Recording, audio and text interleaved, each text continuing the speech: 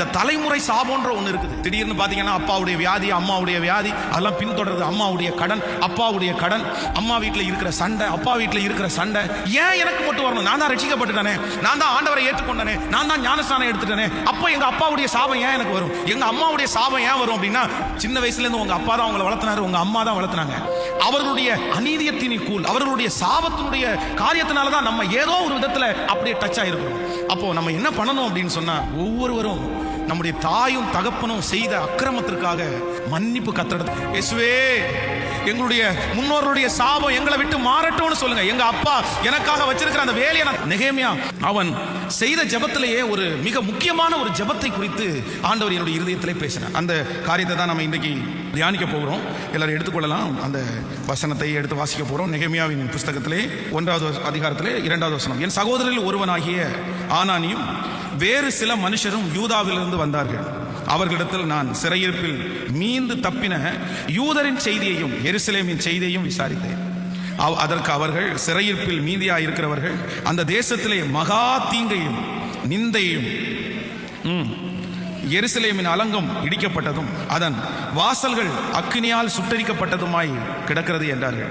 இந்த வார்த்தைகளை கேட்டபோது நான் உட்கார்ந்து அழுது சில நாட்களாய் துக்கித்து உபவாசித்து மன்றாடி பரலோகத்தின் தேவனை நோக்கி, பரலோகத்தின் தேவனாகிய கர்த்தாவே, உம்மில் அன்பு கூர்ந்து உம்முடைய கற்பனைகளை கை கொள்ளுகிறவர்களுக்கு உடன்படிக்கையும் கிருபையும் காக்கிற மகத்துவமும் பயங்கரமுமான தேவனை, உமது அடியானாகிய இஸ்ரவேலின் புத்திரருக்காக இன்று இரவும் பகலும் உமக்கு முன்பாக மன்றாடி இஸ்ரவேலின் புத்திரராகிய நாங்கள் உமக்கு விரோதமாய் செய்த பாவங்களை அறிக்கையிடுகிற உம்முடைய அடியானுடைய ஜெபத்தை கேட்டதற்கு உம்முடைய செவிகள் கவனித்தும் உம்முடைய கண்கள் திறந்தும் இருப்பதாக நானும் என் தகப்பன் வீட்டாரும் பாவம் செய்தோம். ஆமேன் சொல்லுவோம்.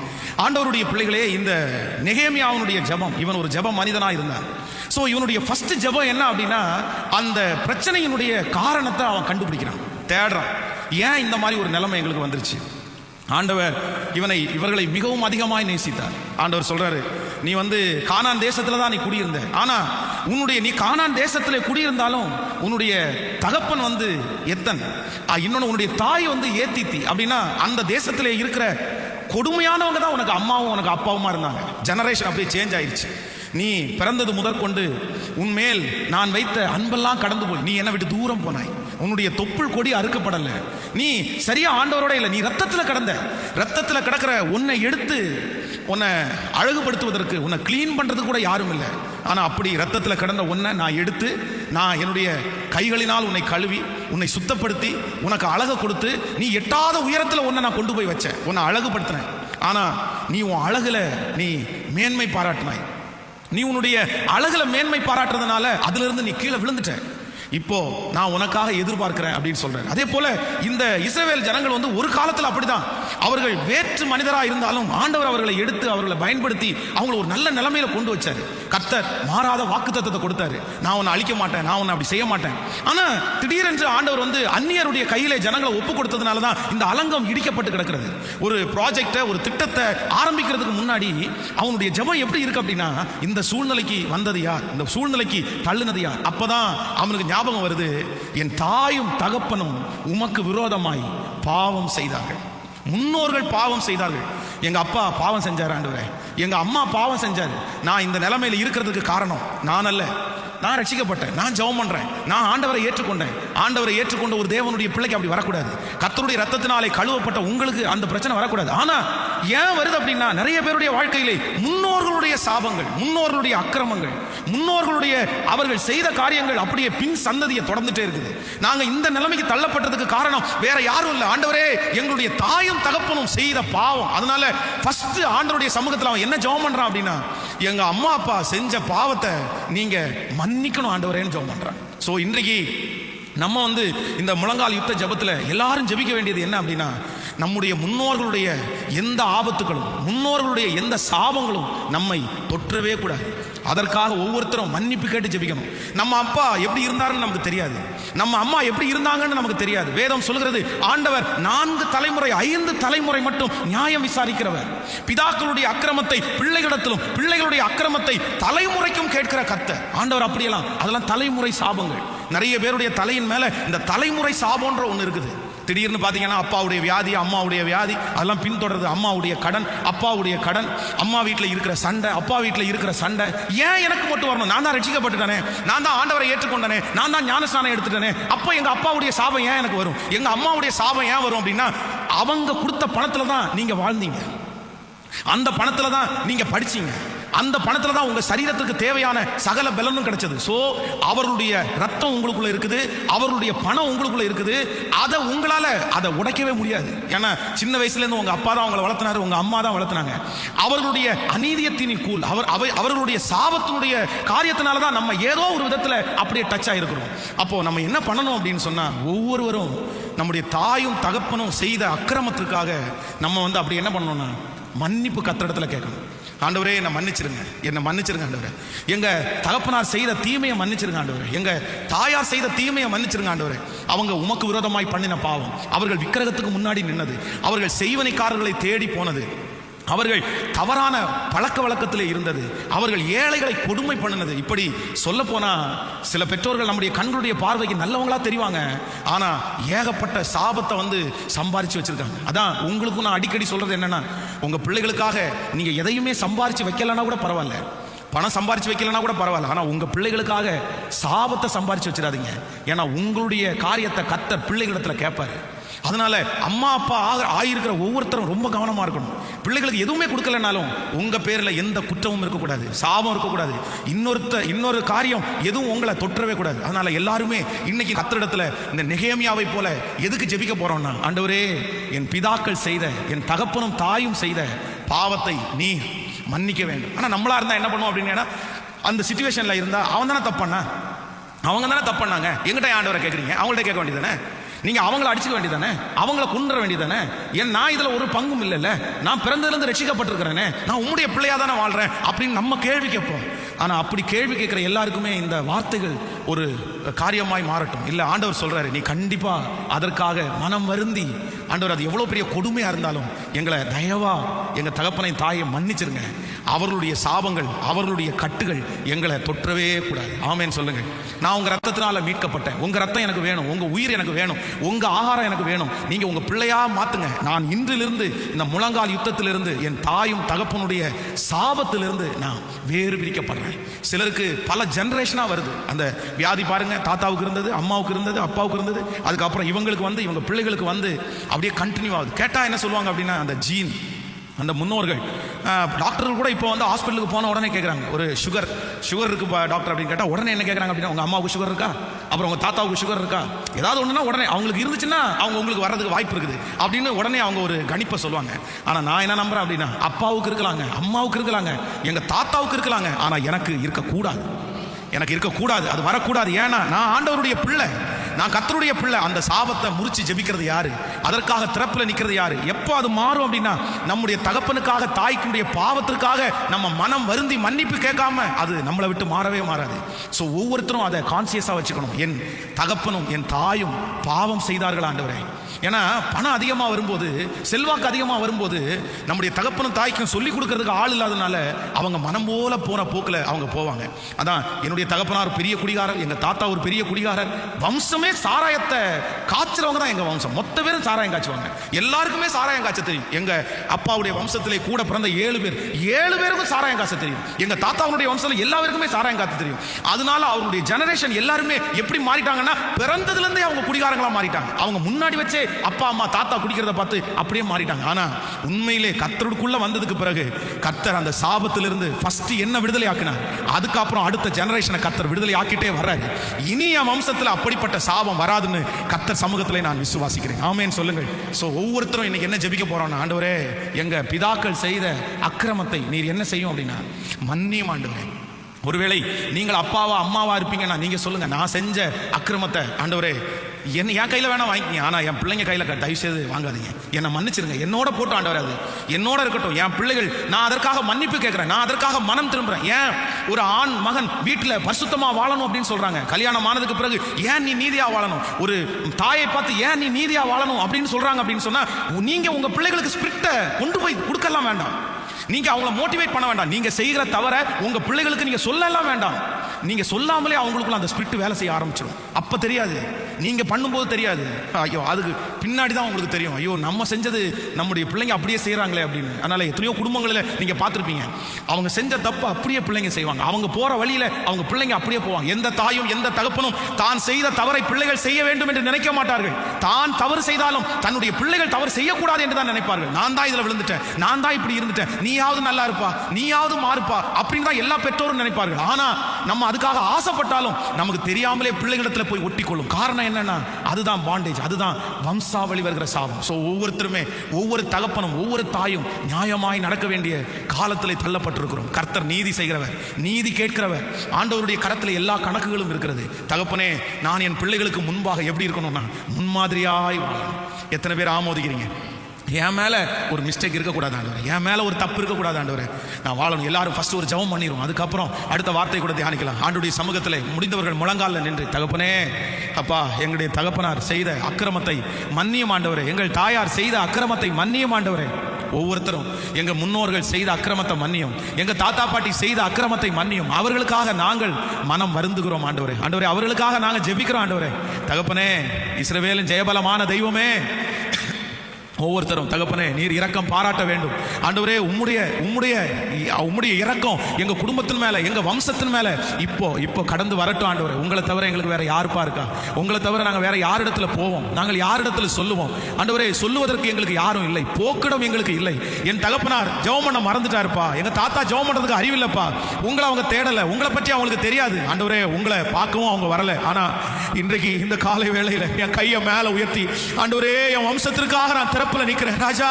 அவங்க செஞ்ச அக்கிரமத்தை மன்னிங்க ஆண்டவரே, அவங்க செஞ்ச மீறுதல்களை மன்னிங்க ஆண்டவரே, மன்னிங்க ஆண்டவரே. இரக்கம் திரும்பட்டும் ஆண்டவரே. எங்க அப்பாவுடைய எந்த சாபம் என்ன தொடக்கூடாது, எங்க அம்மா மேல இருக்கிற எந்த சாபம் எனக்கு தொடக்கூடாது, எங்க முன்னோர்கள் மேல இருக்கிற எந்த சாபமும் சொல்லுங்க ஒவ்வொருத்தரும். ஆண்டவரே ஆண்டவரே ஆண்டவரே, அந்த சாபம் என்ன தொற்றக்கூடாதுப்பா, என்ன தொற்றக்கூடாது ஆண்டவரே, என்ன தொற்றக்கூடாது ஆண்டவரே. அந்த சாபம் என்ன தொற்றக்கூடாது, அந்த சாபம் என்ன தொற்றக்கூடாது. ஆமேன்னு சொல்லுங்கள். ஸோ ஒவ்வொருத்தரும் இன்னைக்கு இந்த காலையிலிருந்து இந்த ஜெபம் முடிச்சுட்டு போனதுலேருந்து இன்னைக்கு முழுக்க இந்த காரியத்தை நினைச்சு நீங்க ஜெபிக்கணும். சிலருடைய வாழ்க்கையில ஆண்டவரை ஞாபகப்படுத்துவார், உங்க தாத்தா இப்படி பண்ணியிருக்காரு, உங்க அப்பா இப்படி பண்ணியிருக்காரு, மன்னிப்பு கேளு அப்படின்னு சொல்லுவார். உடனே நீங்க அதுக்காக என்ன பண்ணணும்? ஜெபம் பண்ணணும்.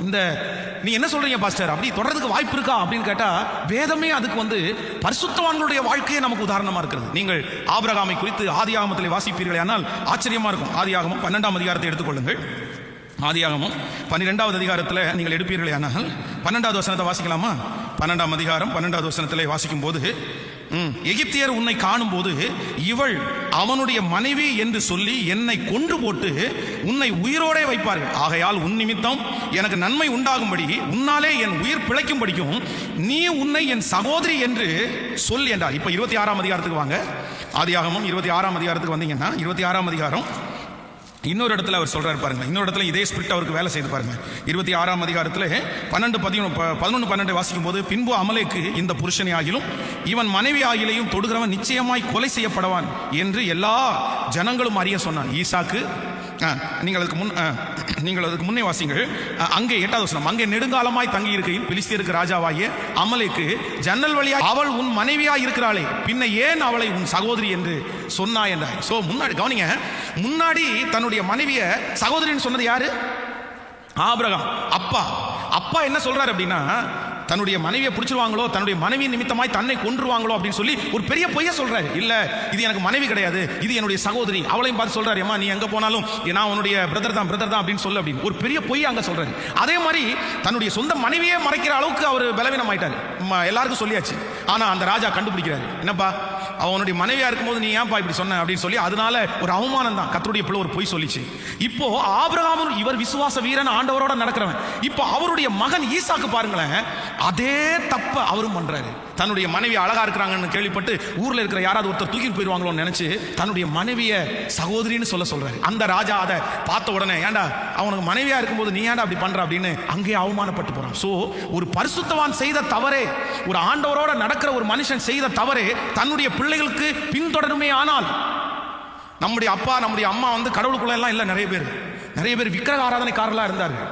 அப்போ அந்த சாபம் உங்களை தொடருமான்னு கேட்டா கண்டிப்பா தொடரும். அதற்காக கண்டிப்பா நீங்க ஜெபிக்கணும். கடந்த சில வருடங்களுக்கு முன்பாக ஒரு வீட்டில் ஜெபிக்கிறதுக்காக போகும்போது இந்த சர்ப்பத்தின் ஆவி கொண்ட ஒரு லேடி.